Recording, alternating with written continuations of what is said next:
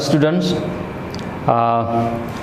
आज मैं आपके सामने पेश हूँ सर अयाज़ अली पिताफ़ी के चैनल अयाज़ अली ऑफिशियल के पेज यूट्यूब चैनल के बिहाफ पे।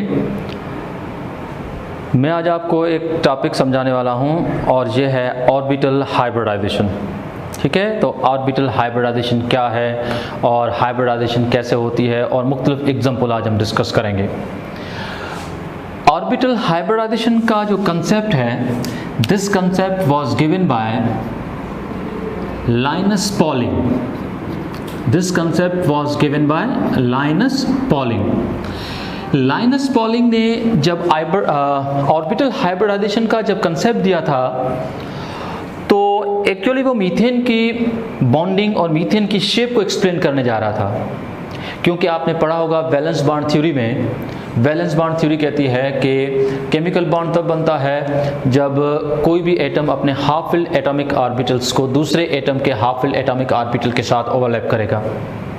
अगर आप कार्बन की वैलेंसी को देखें तो कार्बन की वैलेंसी 4 है, लेकिन अगर VBT के बिहाफ पे अगर कार्बन की वैलेंसी को देखा जाए कि उसकी इलेक्ट्रॉनिक कॉन्फ़िगरेशन को लेकर, तो आप ज़रा देखें कि कार्बन जिसका एटॉमिक नंबर 6 है, इसकी इलेक्ट्रॉनिक कॉन्फ़िगरेशन है 1s2, 2s2, 2px1, 2py1 and 2pz0।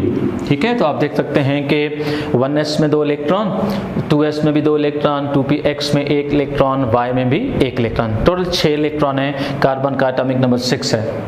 तो आप देख सकते हैं कि कार्बन की जो मैंने इलेक्ट्रॉनिक कॉन्फ़िगरेशन लिखी है, now this is the ground state electronic configuration of carbon. और कार्बन की जो ग्राउंड स्टेट इलेक्ट्रॉनिक कॉन्फ़िगरेशन है उस हिसाब से कार्बन के पास सिर्फ 2 इलेक्ट्रॉन अनपेयर्ड हैं, तो कार्बन को जो है 2 कोवलेंट बॉन्ड बनाने चाहिए। पर आप जानते हैं कि कार्बन जो है वो 2 कोवलेंट बॉन्ड नहीं बनाता, कार्बन टेट्रावैलेंट है, कार्बन मेक्स 4 बॉन्ड। तो हाइब्रिडाइजेशन के थ्रू हम सीखेंगे कि how the valency of carbon is 4। ठीक है, इसी तरह से एक और एलिमेंट है सपोज टू बी बोरॉन, जिसका एटॉमिक नंबर है 5, जिसकी इलेक्ट्रॉनिक कॉन्फ़िगरेशन है 1s2, 2s2, 2px1, 2py0 and 2pz0। अब आप देखेंगे बोरॉन का एटॉमिक नंबर जो 5 है उसमें सिर्फ एक ही अनपेयर्ड इलेक्ट्रॉन है जो कि x में है। तो एज पर रूल बोरॉन की वैलेंसी 1 होनी चाहिए, जबकि आप जानते हैं बोरॉन की वैलेंसी 1 नहीं है, बोरॉन इज अ ट्राइवैलेंट। तो ये बोरॉन ट्राइवैलेंट कैसे है, this will be explain through atomic orbital hybridization. एक और एग्जांपल ले लेते हैं। फॉर एग्जांपल अगर मैं आपसे बात करूं बेरिलियम, जिसका एटॉमिक नंबर 4 है, इसकी इलेक्ट्रॉनिक कॉन्फ़िगरेशन आप देखें 1s2, 2s2, 2px0, 2py0। ठीक है, और आप देखें कि 2pz भी 0। तो बेरिलियम की तो वैलेंसी तो होनी नहीं चाहिए सच। इसका मतलब यह है कि बेरिलियम को तो कोई बॉन्ड नहीं बनाना चाहिए, क्योंकि बेरिलियम के पास तो कोई भी इलेक्ट्रॉन अनपेयर्ड नहीं है। ठीक, लेकिन आप जानते हैं कि बेरिलियम डाइवैलेंट है, बेरिलियम मेक्स 2 बॉन्ड। बेरिलियम कितने बॉन्ड बनाता है? 2 बॉन्ड बनाता है। तो अब इन एलिमेंट्स की जो ग्राउंड स्टेट इलेक्ट्रॉनिक कॉन्फ़िगरेशन है वो इनकैपेबल है टू डिस्क्राइब देयर वैलेंसीज। तो लाइनस पॉलिंग ने कहा था कि एटम जब बॉन्ड बनाने जाते हैं तो just before the bond formation they undergo orbital hybridization, यानी बॉन्ड बनने से पहले उनमें थोड़ा सा चेंज आती है, उनमें ऑर्बिटल हाइब्रिडाइजेशन होती है। तो चलो हम शुरुआत करते हैं कि ऑर्बिटल हाइब्रिडाइजेशन क्या है और इसके बाकी बेनिफिट्स क्या हैं। तो now let's see. Orbital hybridization जो है, it's all about mixing up of atomic orbitals. अगर कोई आपसे पूछे कि ऑर्बिटल हाइब्रिडाइजेशन क्या है, orbital hybridization is a mixing up of atomic orbitals.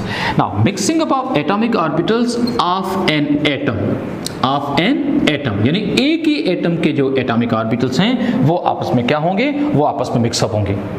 लेकिन अगर कोई आपसे पूछे कि भाई एक ही एटम के जो एटॉमिक ऑर्बिटल्स आपस में मिक्सअप होंगे तो कौन से एटॉमिक ऑर्बिटल्स आपस में मिक्सअप होंगे, तो इसके लिए एक पॉइंट है कि mixing up of atomic orbitals of an atom with different energy and shape, यानी एक ही एटम के सिर्फ वही एटॉमिक ऑर्बिटल्स आपस में मिक्सअप होंगे जिनकी एनर्जी में फर्क हो और जिनकी शेप में फर्क हो। मिसाल के तौर पर p ऑर्बिटल p के साथ मिक्सअप नहीं हो सकता बिकॉज दोनों की शेप सेम है। इस तरह से s ऑर्बिटल p के साथ मिक्सअप हो सकता है, p ऑर्बिटल d के साथ मिक्सअप हो सकता है। मतलब मुख्तलिफ शेप और मुख्तलिफ एनर्जी के जो एटॉमिक ऑर्बिटल्स होते हैं वो आपस में मिक्सअप हो सकते हैं। पर याद रखो कि mixing up of atomic orbitals of an atom with different energy and different shape to form a new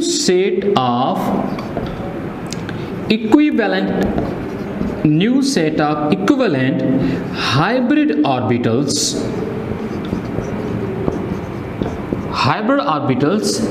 of same shape and same energy.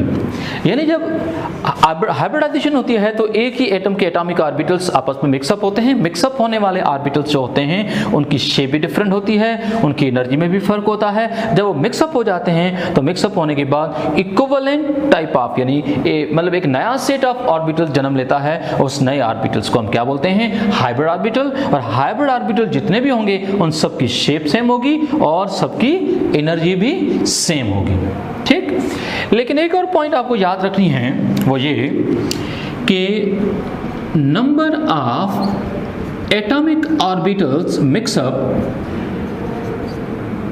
Always equal to number of hybrid orbitals form.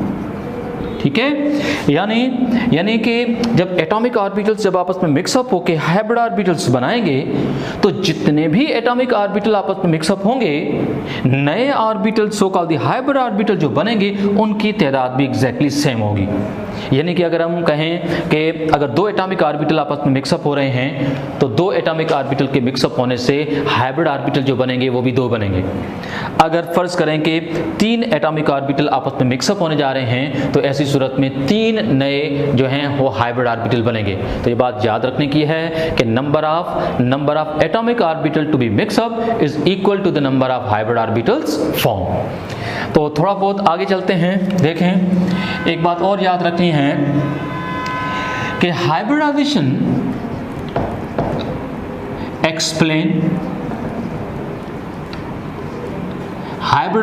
Explains to फिनोमेनास। यानी hybridisation के through हम दो problem को solve कर सकते हैं, दो solutions आपके सामने आ सकती हैं। नंबर वन, ठीक है, एक तो वैलेंसी ऑफ सर्टेन एलिमेंट्स, यानी हाइब्रिडाइजेशन के थ्रू हम क्या कर सकते हैं कि मुख्तलिफ एलिमेंट्स जो हैं उनकी वैलेंसी को भी समझा सकते हैं। ठीक। नंबर टू,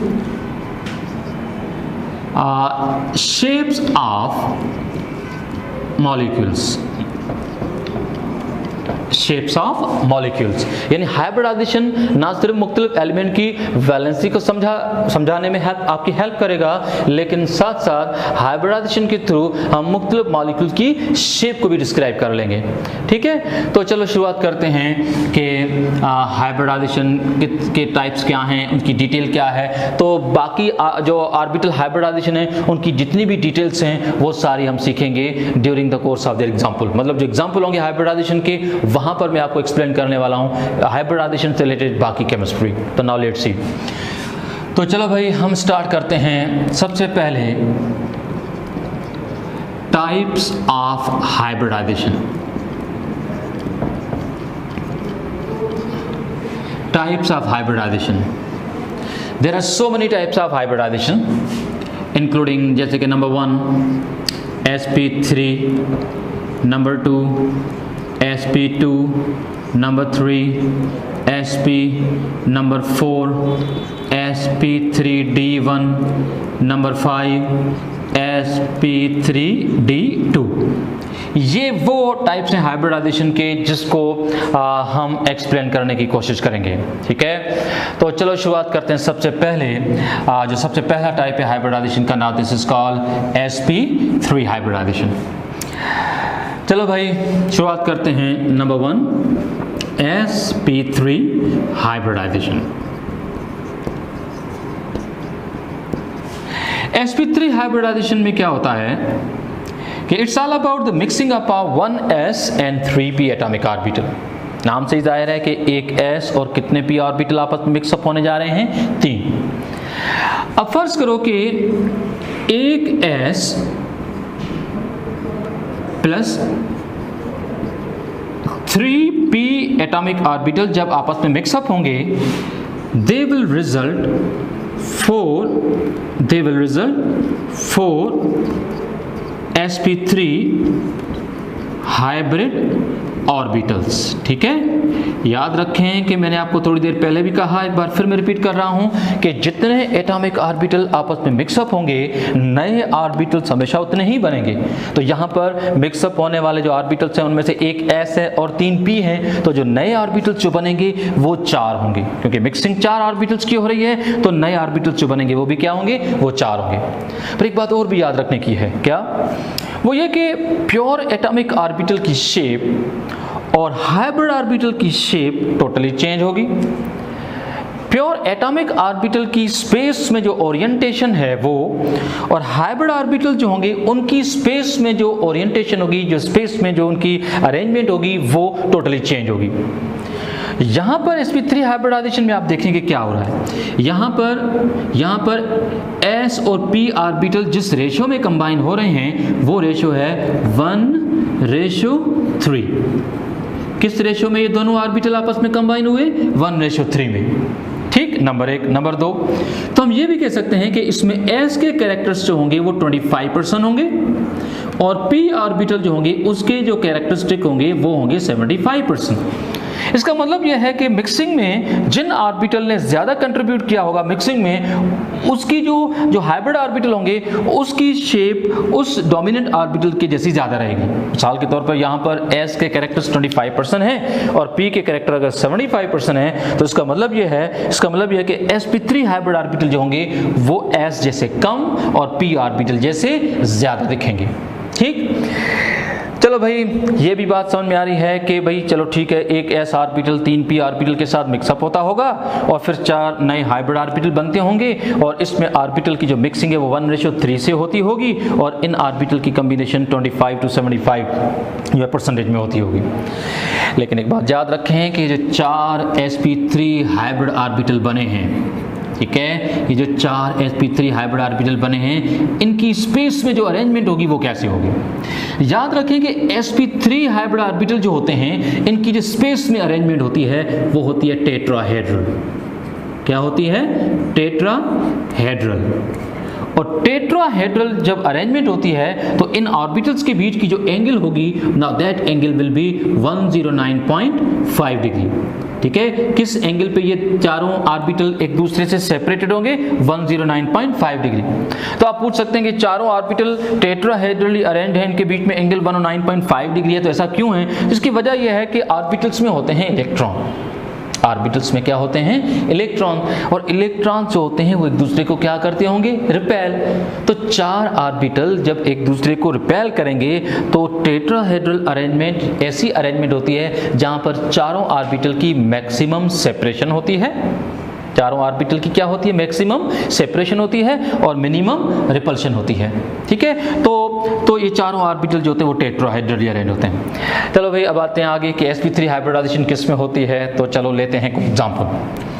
तो sp3 हाइब्रिडाइजेशन में बहुत सारे एग्जांपल्स हैं। मिसाल के तौर पर पहला एग्जांपल मैं लेने जा रहा हूं, now there is sp3 hybridization in methane. Now that is CH4। ठीक है, हम 3-4 मॉलिक्यूल की एग्जांपल लेंगे sp3 हाइब्रिडाइजेशन में। तो हम यहां पर शुरू करने जा रहे हैं किसको, मीथेन। अब sp3 हाइब्रिडाइजेशन मीथेन में कैसे होती है, तो मैंने आपको पहले कहा था कार्बन जिसका एटॉमिक नंबर 6 है, जो कि मीथेन का सेंट्रल एटम है। ठीक, इसकी इलेक्ट्रॉनिक कॉन्फ़िगरेशन है 1s2 2s2 2px1, ठीक है, 2py1 और 2pz0। Now this configuration of methane is called ground state electronic configuration। ये मीथेन की कौन सी कॉन्फ़िगरेशन है, ग्राउंड स्टेट कॉन्फ़िगरेशन। होता क्या है कि जब हाइब्रिडाइजेशन होती है तो sum of the paired electron becomes unpaired. जब पेयर्ड इलेक्ट्रॉन होते हैं किसी ऑर्बिटल्स के, वो अनपेयर्ड होते हैं, तो एक ऑर्बिटल के जो 2 इलेक्ट्रॉन्स होते हैं उनमें से एक इलेक्ट्रॉन जंप करेगा to the next energy level, much higher energy level. तो आप देखें कि कार्बन की जो वैलेंस शेल है जो कि 2s और 2p पे मुश्तमिल है, इन ऑर्बिटल को देखें कि पहले वाली configuration so called ground state configuration वो क्या थी। अब जरा देखें कि कॉन्फ़िगरेशन क्या है। 2s1, 2px1, 2py1, 2pz1. Now you can see now I am writing excited state electronic configuration. तो आप मुझे बताएंगे कि क्या हुआ है। आप जरा ध्यान से देखें कि electron from 2s has jumped into the 2pz, यानी 2s में जो 2 इलेक्ट्रॉन थे उनमें से एक इलेक्ट्रॉन बाकी रहा, जो 2 इलेक्ट्रॉन थे उनमें से एक इलेक्ट्रॉन जंप करके कहाँ गया, 2pz। इसका मतलब है कि 2 मुख्तलिफ रीजन आपस में क्या हो गए हैं, मिक्सअप। जब ये मुख्तलिफ रीजन आपस में मिक्सअप हो गए, चारों ऑर्बिटल आपस में हो जाते हैं मिक्सअप, ठीक है। Each of that is now called sp3, sp3, sp3 and sp3। अब हम कहेंगे कि भी हर एक ऑर्बिटल जो है वो अब sp3 है। इसका इनडायरेक्ट मतलब ये हुआ ना s ऑर्बिटल s रहा ना p ऑर्बिटल p रहा। s जो है और p ये 1:3 में कंबाइन हुए और एक नए ऑर्बिटल की सूरत में आपके सामने आए। अब अगर आप गौर से देखें कि sp3 जो चारों ऑर्बिटल्स हैं इनमें हर एक ऑर्बिटल के पास अब कितने कितने इलेक्ट्रॉन्स हैं, 1। आपको याद होगा वैलेंस बॉन्ड थ्योरी कहती है कि बॉन्ड तब बनेगा जब हाफ फिल एटॉमिक ऑर्बिटल किसी दूसरे ऑर्बिटल के साथ ओवरलैप करे। तो ग्राउंड स्टेट में कार्बन की कॉन्फ़िगरेशन अगर आप देखें तो उस हिसाब से कार्बन की जो वैलेंसी है वो 2 लग रही है, लेकिन अगर एक्साइटेड स्टेट में देखें, आफ्टर हाइब्रिडाइजेशन देखें, तो अब कार्बन के पास 4 अनपेयर्ड इलेक्ट्रॉन है। Now we can better understand the valency of carbon is 4। Carbon की वैलेंसी क्या है, 4 है। ठीक, अब आते हैं कि ये जो 4 ऑर्बिटल्स होते हैं sp3 हाइब्रिड ऑर्बिटल्स, इनकी अरेंजमेंट क्या होती है।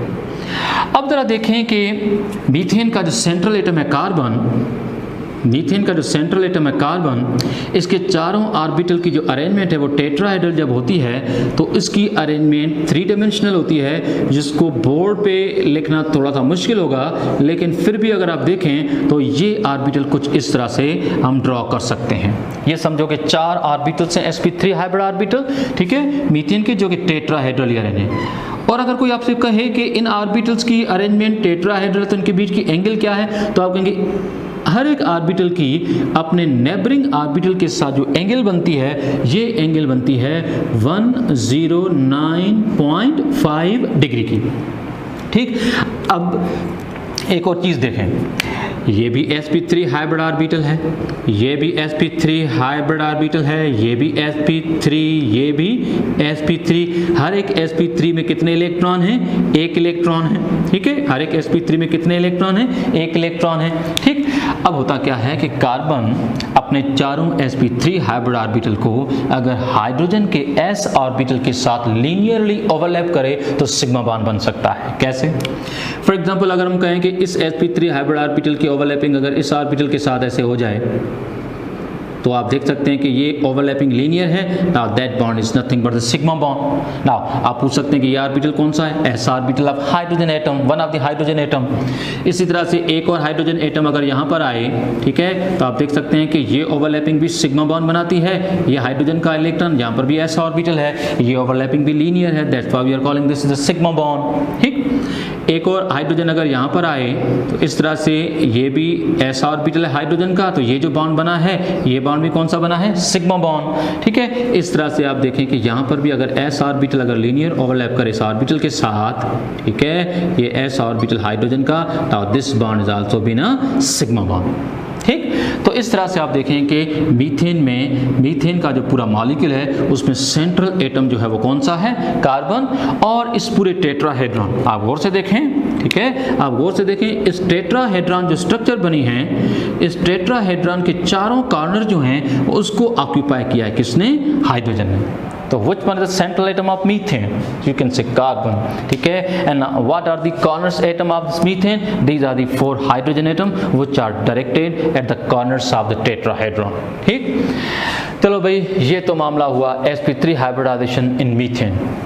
इसी तरह से अगर कोई आपसे पूछे कि भाई sp3 हाइब्रिडाइजेशन जो है वो wait for while, sp3 hybridisation जो है वो ईथेन में कैसे होती है। Now here sp3 hybridization in ethane, आपको याद होगा ईथेन का फॉर्मूला है C2H6, ठीक है। ईथेन में कैसे होता है, बस थोड़ा सा फर्क है। मीथेन में एक कार्बन था, ईथेन में 2 कार्बन है, ठीक है। मीथेन में एक कार्बन था, वही sp3 हाइब्रिडाइज था। ईथेन में 2 कार्बन है, दोनों ही sp3 हाइब्रिडाइज है, ठीक। कैसे, फॉर एग्जांपल ये है कार्बन, ठीक है, और ये दूसरा कार्बन। अब मुझे बताओ कि हर कार्बन अगर sp3 हाइब्रिडाइज है तो उसके पास हाइब्रिड ऑर्बिटल कितने होंगे, 4। अच्छा, उनकी अरेंजमेंट क्या होगी, टेट्राहेड्रल। तो सपोज करें कि ये कार्बन उसका ऑर्बिटल, ये दूसरा ऑर्बिटल, ये तीसरा ऑर्बिटल, ये चौथा ऑर्बिटल, ठीक है। Each of these 4 orbitals are sp3 hybrid orbital. अच्छा, अगर दूसरे कार्बन को देखें तो इस कार्बन का एक sp3 हाइब्रिड ऑर्बिटल, ठीक है, ये 2, ये 3 और ये 4। तो इस तरह से आप देखें कि 2 कार्बन हैं और दोनों कार्बन जो हैं उसके पास 4 ऑर्बिटल्स हैं। दोनों कार्बन अपने 4 में से एक sp3 नेबरिंग कार्बन के sp3 के साथ लीनियर ओवरलैप करके सिग्मा बॉन्ड बना लेते हैं।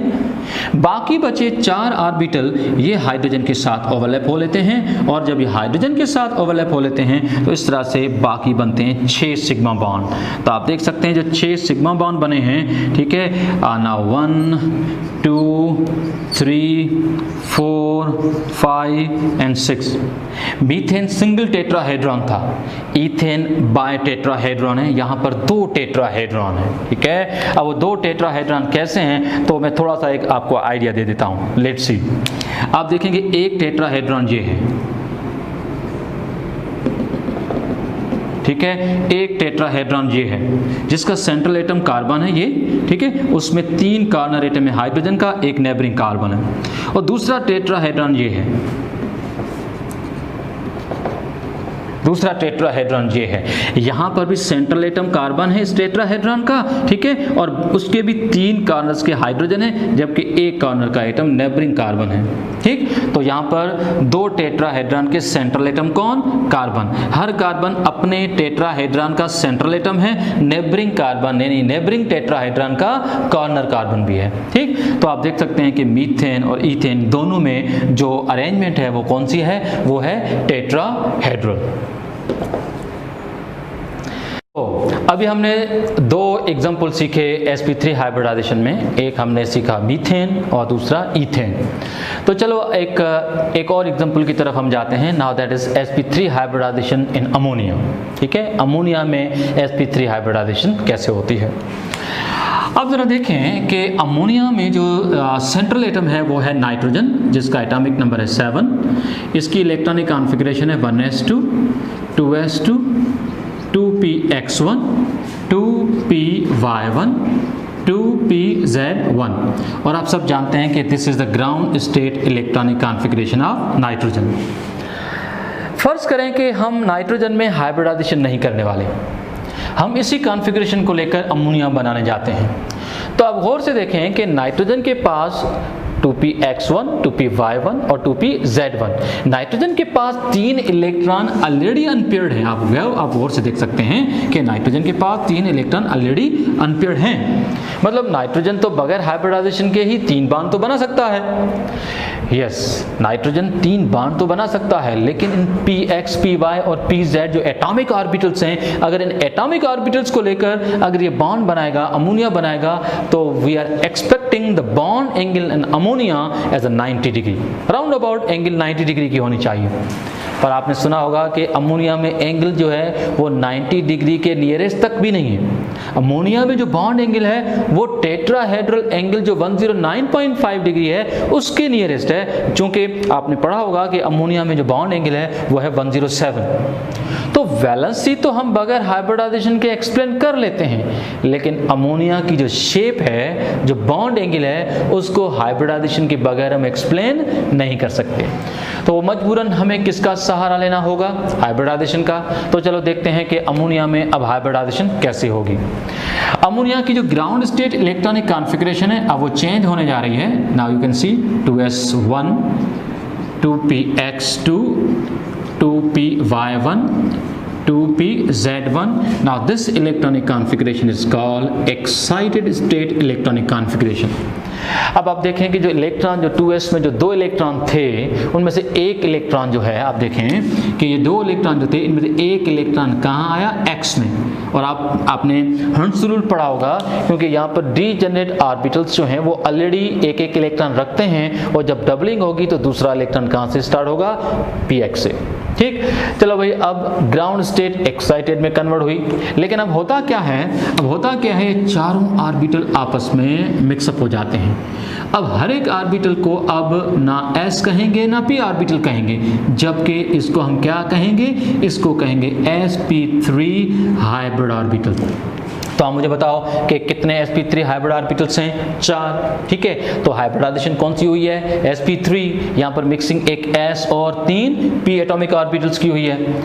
सिर्फ एक बात थोड़ी सी अब क्लियर हो जाए कि पहले एटॉमिक ऑर्बिटल्स में एक्सपेक्टेड एंगल जो 90 डिग्री की थी, लेकिन अब जो एंगल होगी कम से कम वो इन ऑर्बिटल्स के बीच में 90 डिग्री की नहीं होगी। ठीक, वैलेंसी पहले भी 3 थी, वैलेंसी अब भी आप देख सकते हैं कि 3 है। ग्राउंड स्टेट में भी 3 इलेक्ट्रॉन्स अनपेयर्ड हैं, और एक्साइटेड स्टेट में भी 3 इलेक्ट्रॉन ही अनपेयर्ड हैं। एक्साइटेड स्टेट में भी 3 इलेक्ट्रॉन्स ही अनपेयर्ड हैं। ठीक है, चलो भी अब देखते हैं कि मामला क्या है। सपोज करें कि ये है नाइट्रोजन। ठीक है, ये है नाइट्रोजन। अब नाइट्रोजन के जो 4 ऑर्बिटल्स हैं, इनमें से ये 1, ये 2, ये 3 और ये 4 ऑर्बिटल। अब चारों ऑर्बिटल्स को हम कहेंगे क्या, sp3 हाइब्रिड ऑर्बिटल्स। ठीक है, तो हम हर एक ऑर्बिटल्स को कह लेते हैं sp3 sp3 sp3 sp3। अगर कोई आपसे पूछे कि इन चारों ऑर्बिटल्स में इलेक्ट्रॉन कितने, तो आप कहेंगे भाई इन चारों में से 3 जो हैं उनमें एक एक इलेक्ट्रॉन है, वो हाफ फिल्ड है, जबकि एक sp3 हाइब्रिड ऑर्बिटल जो है वो कंप्लीटली फिल्ड है। तो एक एक इलेक्ट्रॉन है, तो चलो भाई ये एक इलेक्ट्रॉन, ये एक इलेक्ट्रॉन, ये भी एक इलेक्ट्रॉन, जबकि एक ऑर्बिटल जो है उसके पास कितने इलेक्ट्रॉन हैं, 2 इलेक्ट्रॉन है। तो भाई बताएं, वीबीटी ने क्या कहा था, वैलेंस बॉन्ड थ्योरी ने क्या कहा था, उसने कहा था कि बॉन्ड तब बनेगा, कोवेलेंट बॉन्ड तब बनेगा जब हाफ फिल्ड एटॉमिक ऑर्बिटल्स दूसरे एटम के ऑर्बिटल के साथ क्या होंगे, ओवरलैप होंगे। तो कार्बन के पास नाइट्रोजन के पास कितने इलेक्ट्रॉन अब अनपेयर्ड हैं, 3 हैं। तो अब नाइट्रोजन कितने बॉन्ड बनाएगा, 3। किसके साथ, किसी के साथ बना सकता है, क्योंकि हम अमोनिया पढ़ रहे हैं, तो हमें यहाँ पर बॉन्ड किसके साथ बनवाने हैं, हाइड्रोजन। तो आप देख सकते हैं कि ये एक हाइड्रोजन का एटम s ऑर्बिटल के साथ आया, ये दूसरा हाइड्रोजन का एटम s ऑर्बिटल के साथ आया, ये तीसरा हाइड्रोजन का एटम ये अपना s ऑर्बिटल के साथ आया। तो आप देख सकते हैं कि 1, 2 और 3, तीनों जो बॉन्ड बने वो कौन से बने हैं, सिग्मा। तो अमोनिया जो है, अब इसके पास 3 जो sp3 हाइब्रिड ऑर्बिटल्स हैं वो बॉन्डिंग है, जबकि एक जो sp3 हाइब्रिड ऑर्बिटल है वो नॉन बॉन्डिंग है। अब अगर आप इस पूरे मॉलिक्यूल को एक नए तरीके से अगर लिखें, तो आप ज़रा देखें कि नाइट्रोजन, ठीक है, ये 1, ये 2 और ये 3 हाइड्रोजन है। ठीक है, ये 1, ठीक है, और ये 2 और ये 3 हाइड्रोजन है, जबकि एक ऑर्बिटल जो है वो लोन पेयर है। अब याद रखें कि जो बॉन्डिंग इलेक्ट्रॉन पेयर्स हैं, ये जो बॉन्डिंग इलेक्ट्रॉन पेयर्स हैं, इनको 2-2 एटम के न्यूक्लियाई, यानी नाइट्रोजन का न्यूक्लियस भी और हाइड्रोजन का न्यूक्लियस, 2-2 एटम के न्यूक्लियाई जो हैं वो उसको अट्रैक्ट कर रहे हैं। इस वजह से बॉन्डिंग इलेक्ट्रॉन मॉलिक्यूल में ज़्यादा स्पेस नहीं लेते। बॉन्डिंग इलेक्ट्रॉन जो होते हैं वो ज़्यादा स्पेस नहीं लेते, वो ज़्यादा एक्सपेंड नहीं होते। लेकिन नॉन बॉन्डिंग ऑर्बिटल के जो इलेक्ट्रॉन्स हैं, they are the under control of only one of the atom, that is nitrogen supposed to be in this case। ठीक, तो क्योंकि नॉन बॉन्डिंग इलेक्ट्रॉन को सिर्फ एक ही एटम जो उसका न्यूक्लियस कंट्रोल कर रहा है, ठीक है, तो फिर ये मॉलिक्यूल में ज्यादा स्पेस लेते हैं। जब ज्यादा स्पेस लेते हैं तो वो क्या करते हैं कि वो बॉन्डिंग ऑर्बिटल को कंप्रेस करते हैं, और बॉन्डिंग ऑर्बिटल मजबूरन क्या होता है कि नजदीक आते हैं तो एंगल में डिस्टॉर्शन होती है। एंगल में क्या होती है, डिस्टॉर्शन। हम एक्सपेक्ट तो कर रहे थे, हम एक्सपेक्ट ये कर रहे थे कि sp3 हाइब्रिडाइजेशन है तो यहाँ पर जो एंगल होगी वो 109.5 डिग्री होगी, लेकिन यहाँ पर एंगल 109.5 डिग्री के बजाय क्या हो गया 107 डिग्री। अगर कोई आपसे पूछे कि भाई एंगल में फ़र्क क्यों आया, तो उसका सिंपल और आसान जवाब ये है कि जब sp3 हाइब्रिडाइजेशन हो, 4 हाइब्रिड ऑर्बिटल हो और 4 में से अगर अनहाइब्रिड है तो याद रखें कि 2 डिग्री, करीबन 2 डिग्री एंगल का फर्क आएगा, और 2 डिग्री का फर्क आएगा तो पहले जो एंगल 109 की रेंज में थी अब वो 107 है। ठीक, अब शेप जो है अमोनिया की, this is not the tetrahedral, this shape is called pyramidal. इस शेप को हम क्या कहते हैं, pyramidal shape. What shape is this one, pyramidal. ठीक, अब आते हैं थोड़ा सा एक और पॉइंट की तरफ। आप ध्यान से देखें, ये जो अमोनियम अपना क्या कहते हैं, अमोनिया का जो मॉलिक्यूल है, मैं एक बार फिर रिपीट कर रहा हूँ। फर्ज करें कि ये नाइट्रोजन, ये एक ऑर्बिटल, ये दूसरा ऑर्बिटल, ये तीसरा ऑर्बिटल, ये चौथा ऑर्बिटल। ठीक है, अब चारों ऑर्बिटल sp3 है, यहाँ पर भी हाइड्रोजन, ये भी हाइड्रोजन, ये भी हाइड्रोजन। सेम स्टोरी मैं यहाँ दोबारा रिपीट कर रहा हूँ। ठीक, वो सेम स्टोरी यहाँ पर जो मैंने एक्सप्लेन की है, I am explaining this again over here.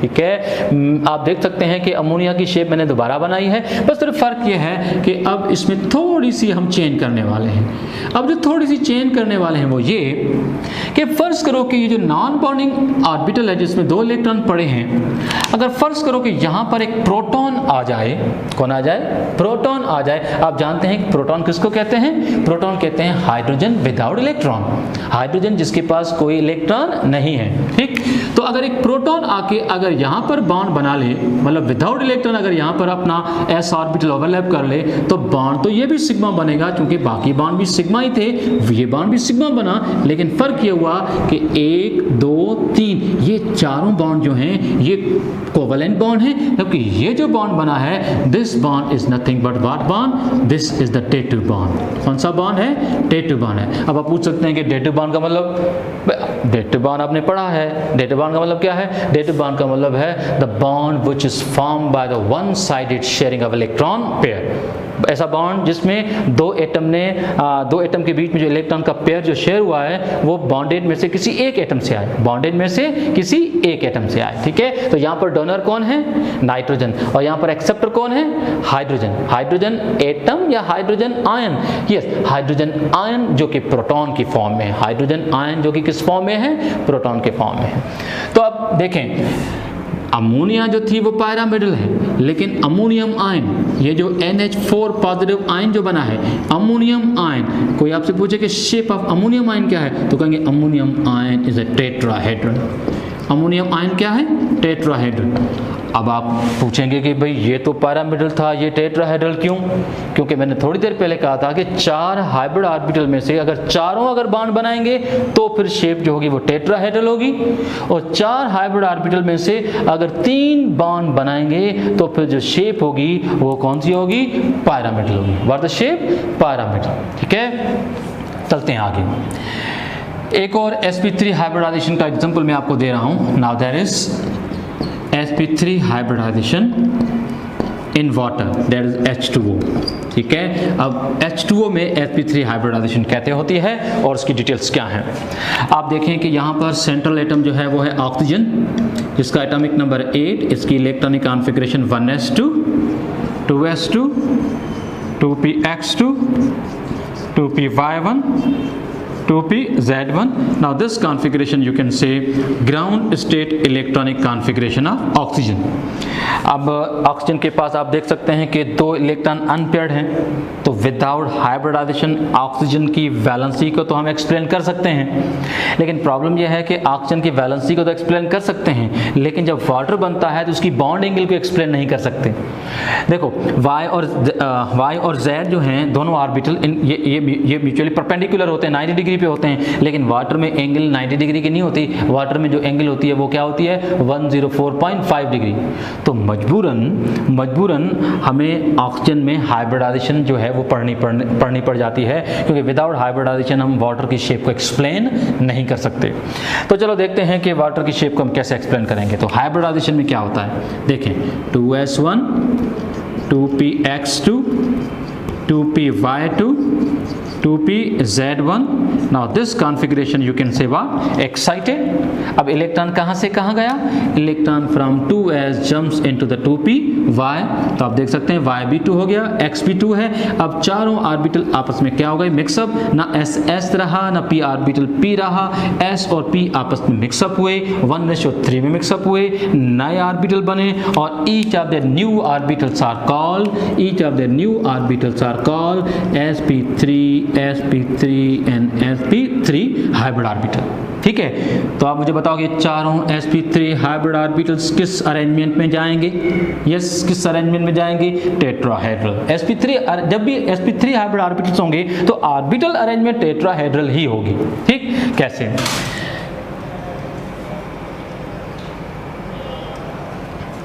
चलो देखें, यह है ऑक्सीजन, इसका एक ऑर्बिटल, ये दूसरा ऑर्बिटल, ये 3 और ये 4.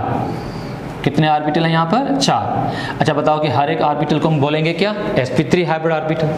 ठीक है, अब इसमें से आप देखें कि 2 sp3 हाइब्रिड ऑर्बिटल जो हैं वो उनके अंदर आप देख सकते हैं कि 2 इलेक्ट्रॉन हैं. ठीक है, जबकि 2 ऑर्बिटल ऐसे हैं जिनके पास कितने इलेक्ट्रॉन हैं? एक इलेक्ट्रॉन है. तो अब मुझे बताओ कि बॉन्ड कितने बनेंगे? सिर्फ 2 ही बनेंगे. किसके साथ बनेंगे? हाइड्रोजन के साथ. तो आप देख सकते हैं कि ये हाइड्रोजन का s ऑर्बिटल, ये हाइड्रोजन का s ऑर्बिटल, ये भी सिग्मा बॉन्ड बना, ये भी सिग्मा बॉन्ड बना. ठीक है, तो अब मुझे बताओ कि यहाँ पर, वहाँ पर आप देखें, ठीक है, वहाँ पर आप देखें कि एक लोन पेयर जब आया था तो शेप क्या बनी थी? पैरामिडल. शेप क्या बनी थी? पैरामिडल. यहाँ पर आप देखें कि 2 लोन पेयर आए हैं. तो अब जो शेप होगी वाटर मॉलिक्यूल की, इसको हम कहते हैं क्या? बेंट. या ऐसी शेप को हम दूसरा क्या नाम देते हैं? एंगुलर. क्या नाम देते हैं? एंगुलर. ठीक, अब यहाँ पर जो एंगल है वो एंगल है 104.5 डिग्री. अब देखें कि एंगल 109.5 से 107 तक आई, 107 से 104.5 तक आई, तकरीबन 2 डिग्री का और फर्क आया.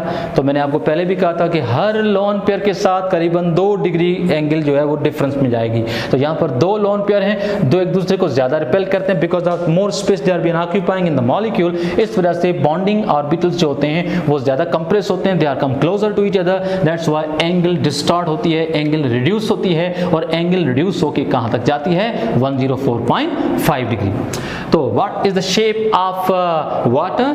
You can say the shape of the water is bent या फिर एंगुलर. वाटर की शेप को हम यूं भी ड्रॉ कर सकते हैं. ये ऑक्सीजन, एक हाइड्रोजन का आइटम जो कोवैलेंटली बॉन्डेड है, ये दूसरा हाइड्रोजन का आइटम जो कोवैलेंटली बॉन्डेड है. बाकी जो 2 ऑर्बिटल हैं वो अगर आप चाहें तो इस तरह से इसके साथ बना सकते हैं. ये भी लोन पेयर, ये भी लोन पेयर. ठीक, नेक्स्ट. अब एक आखिरी पॉइंट की तरफ मैं जा रहा हूँ. वाटर की शेप को मैं दोबारा रिपीट कर रहा हूँ और देखें, ऑक्सीजन, एक ऑर्बिटल, दूसरा ऑर्बिटल, 3 और ये 4. कितने ऑर्बिटल हैं? 4 ऑर्बिटल. मुझे बताओ कि कितने बॉन्ड बने हुए हैं वाटर में? 2. वाटर की शेप आप देख सकते हैं कि क्या है? बेंट. बेंट या फिर क्या बोलेंगे? एंगुलर. ठीक है, अगर फर्ज करोगे यहाँ पर भी लोन पेयर है, यहाँ पर भी लोन पेयर है. अगर इन 2 में से कोई भी एक लोन पेयर अगर हाइड्रोजन के साथ अगर ओवरलैप हो जाए, प्रोटॉन के साथ अगर ओवरलैप हो जाए, तो आप मुझे बताओ कि ये बॉन्ड तो सारे सिग्मा हैं, यानी ये भी सिग्मा बॉन्ड है, ये भी सिग्मा बॉन्ड है. ठीक है, लेकिन आप जानते हैं कि ये जो बॉन्ड बना है, ये बॉन्ड जो बना है, इस बॉन्ड को हम क्या बोलते हैं? Dative bond. अच्छा, डेटिव बॉन्ड क्यों बोलते हैं? डेटिव बॉन्ड इस वजह से बोलते हैं क्योंकि इसमें डोनर जो है वो कौन है? ऑक्सीजन है. यहाँ पर इलेक्ट्रॉन पेयर डोनेट किसने किए हैं? ऑक्सीजन ने. तो वाटर वाज बेंट या angular, but what about the hydronium ion? ये जो H3O पॉजिटिव आयन बना है, ये H3O पॉजिटिव आयन बना है. कोई आपसे पूछे कि हाइड्रोनियम आयन की शेप क्या है, तो आप कहेंगे the shape of hydronium ion is pyramidal. The shape of the hydronium ion is pyramidal. ठीक है, तो अभी हमने लेक्चर को जहाँ तक लिया है, हमने सिर्फ और सिर्फ जो है sp3 हाइब्रिडाइजेशन को एक्सप्लेन किया है। ठीक है, हमने सिर्फ किसको एक्सप्लेन किया है? sp3 हाइब्रिडाइजेशन को एक्सप्लेन किया है। इंशाल्लाह हमारा जो नेक्स्ट लेक्चर होगा उसमें हम सीखेंगे sp2, sp, sp3d1 और sp3d2 hybrid. So please subscribe this channel for more updates and more informative videos. That's it for today. Thank you. Allah Hafiz.